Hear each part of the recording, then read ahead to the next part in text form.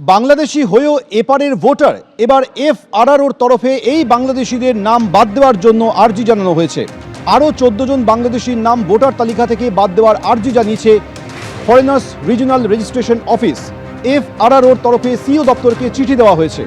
Immigration চেকিংয়ের সময় ধরা পড়ে এই 14 জন বাংলাদেশির নাম।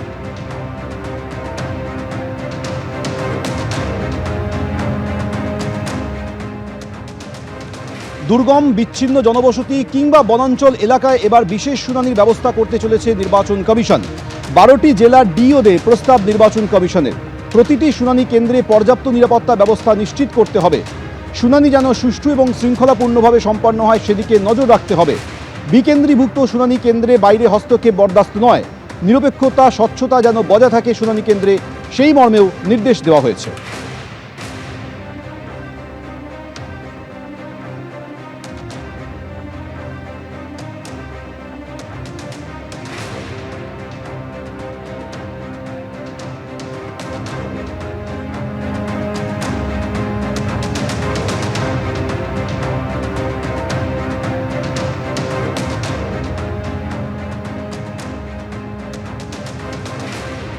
আসছি পরে খবরে।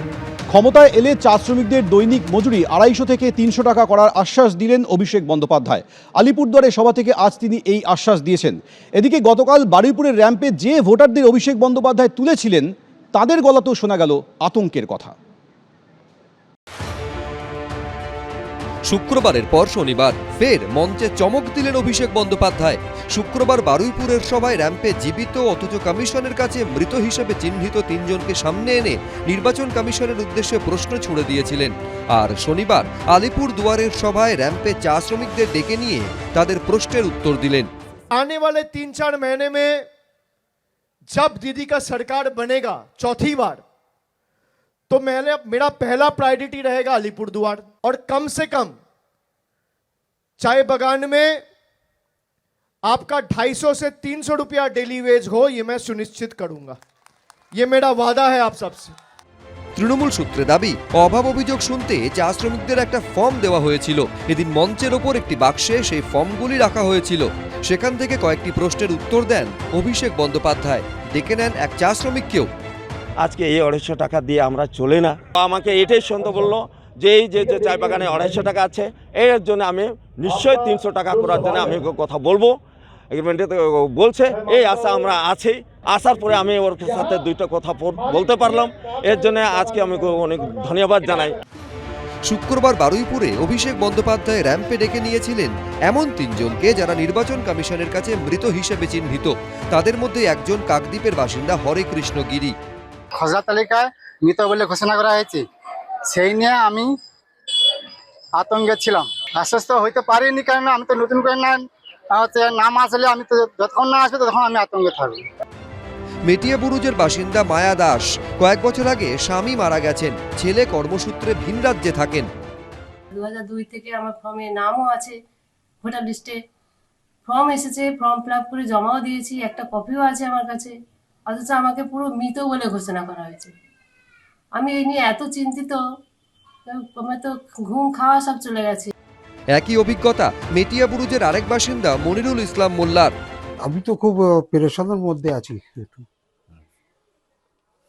তো রাতে ঘুম হয় না, খাওয়া দাওয়া উঠে গেছে। 2025-এ তোমার হচ্ছে ভোট দিয়েছি, তার আগে 2002-এ ভোট দিয়েছি। কিন্তু এই যা করেছে তোমার এইটা ইলেকশন কমিশনার,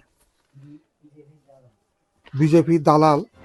শনিবার আলিপুর দুয়ারের মঞ্চেও এই 3 জনের কথা বলেছেন অভিষেক বন্দ্যোপাধ্যায়। भाई जिंदा लोगों को भूत बना दिया। कल आपने देखा, मैंने अपना स्टेज पे चलवाया। কেউ র্যামে হাঁটছেন, কোথাও আবার দেখা গেল বিহারের নির্বাচনে রাহুল গান্ধী জলে ঝাঁপ দিলেন। এরা সব একপন্থীতে আছে। ওই যাবার সময় কেউ র্যাম্পে হাঁটতে হাঁটতে চলে যাবেন, আর কেউ জলে ঝাঁপ দিয়ে চলে যাবেন। এটাই তো স্বচ্ছ ভোটার তালিকা তৈরির উদ্দেশ্যে এসআইআর করছে নির্বাচন কমিশন। কিন্তু তার মধ্যেই জীবিত ভোটারকে মৃত হিসেবে চিহ্নিত করায় ভূতের রাজনীতি চলছেই। শুভেন্দু ভট্টাচার্য, গৌতম মণ্ডল, অরিত্রিক ভট্টাচার্য, এবিপি আনন্দ। কয়েকদিন আগে মগরাহাটে শুনানি কেন্দ্রে গিয়ে বিক্ষোভের মুখে পড়েছিলেন কমিশনের পর্যবেক্ষক সি মুরুগান। সেই শুনানি কেন্দ্র থেকে বেরিয়ে আসার পর তার গাড়িতে বিক্ষোভকারীরা চড়াও হয়। এই দুটি ঘটনায় এবার ডিজি রাজীব কুমারের কাছে রিপোর্ট চেয়ে পাঠালো নির্বাচন কমিশন। 6 জানুয়ারি বিকেল 5টার মধ্যে রিপোর্ট জমা দিতে হবে। বিস্তারিত জানাবেন আমাদের প্রতিনিধি রুমা পাল রয়েছেন টেলিফোনে।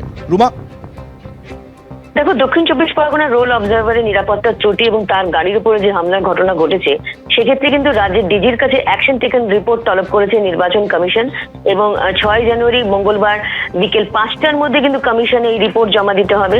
এবং বলা হয়েছে যে ভবিষ্যতে যখনই কোনো ইলেকটোরাল রোল অবজারভার বা বিশেষ ইলেকটোরাল রোল অবজারভার কোনো পরিদর্শনে যাবেন, সেখানে যেন তার সরকারি দায়িত্ব পালনের সময় নিরাপত্তা নিশ্চিত করার জন্য পর্যাপ্ত পুলিশি ব্যবস্থা থাকতে হবে এবং একজন ঊর্ধ্বতন পুলিশ আধিকারিককে অবশ্যই সঙ্গে রাখতে হবে। এই মর্মেও কিন্তু নির্দেশ দেওয়া হয়েছে নির্বাচন কমিশনের তরফ থেকে। এবং রীতিমতো নির্বাচন কমিশন বলছে যে তাদের কাছে যে রিপোর্ট পৌঁছেছে, অবজারভারের এবং সিও দপ্তরের থেকে রিপোর্ট পৌঁছেছে, সেখানে কিন্তু স্পষ্টতই উল্লেখ রয়েছে যে রীতিমতো কিন্তু তার নিরাপত্তার ত্রুটি ছিল এবং যে ক্ষেত্রে তারা কিন্তু বারবার মহকুমা শাসক এবং পুলিশের তরফ থেকেও কিন্তু তিনি চেয়েছিলেন নিরাপত্তা, কিন্তু দেখা যায় যে তিনি যখন পরিদর্শনে যাচ্ছেন তখন কিন্তু সেই নিরাপত্তা তাকে দেওয়া হয়নি এবং তারপর কিন্তু তার গাড়িতে দেখা যায় তার গাড়িতে রীতিমতো হামলা হচ্ছে এবং জমায়েত হচ্ছে, স্লোগান তোলা হচ্ছে এবং তাকে কিন্তু সরকারি কাজে বাধা দেওয়া হয়েছে, এমনটাও কিন্তু রিপোর্টে রয়েছে এবং সেটাই কিন্তু নির্বাচন কমিশন জানাচ্ছে। এবং নির্বাচন কমিশন সেই কারণে কিন্তু ডিজির কাছে এই চিঠি লিখেছে এবং অ্যাকশন টেকেন রিপোর্ট চেয়েছে। এবং তার সঙ্গে সঙ্গে এটাও ঠিক যে পুলিশের যে গাফিলতি ছিল সেটাও কিন্তু এই চিঠিতে রয়েছে। পুলিশের পরবর্তী এই গাফিলতি যেন না হয় এবং কোনো রোল অবজারভার বা বিশেষ রোল অবজারভার যখন পরিদর্শনে যাবেন তখন কিন্তু পুলিশি ব্যবস্থা যাতে জোরদার থাকে এবং তার সঙ্গে সঙ্গে ঊর্ধ্বতন একজন পুলিশ কর্তৃপক্ষ যাতে থাকে, সেটাও কিন্তু এই চিঠিতে বলা হয়েছে। এবং অবশ্যই 6 তারিখের মধ্যে এই অ্যাকশন টেকেন রিপোর্ট তলব করা হয়েছে এবং ডিজিকে এই রিপোর্ট দিতে হবে 6 তারিখ বিকেল 5টার মধ্যে। রুমা, ধন্যবাদ।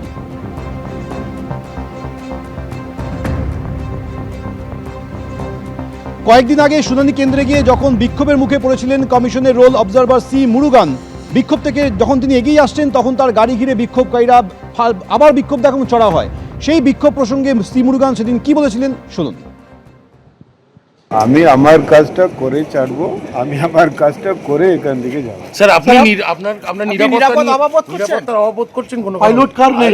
একজন আইএএস অফিসারকে কি নিরাপত্তা লাগবে? আমাকে তো ইলেকশন কমিশন পাঠাচ্ছে, আমি আমার কাজটা করতে এসেছি, আমি আমার কাজটা করে ছাড়বো। স্যার, 2 জায়গায় বাধার মুখে পড়লেন স্যার। এটা তো প্রশাসন আছে, ওনারা টেকেন। এবিপি আনন্দ, এগিয়ে থাকে, এগিয়ে রাখে।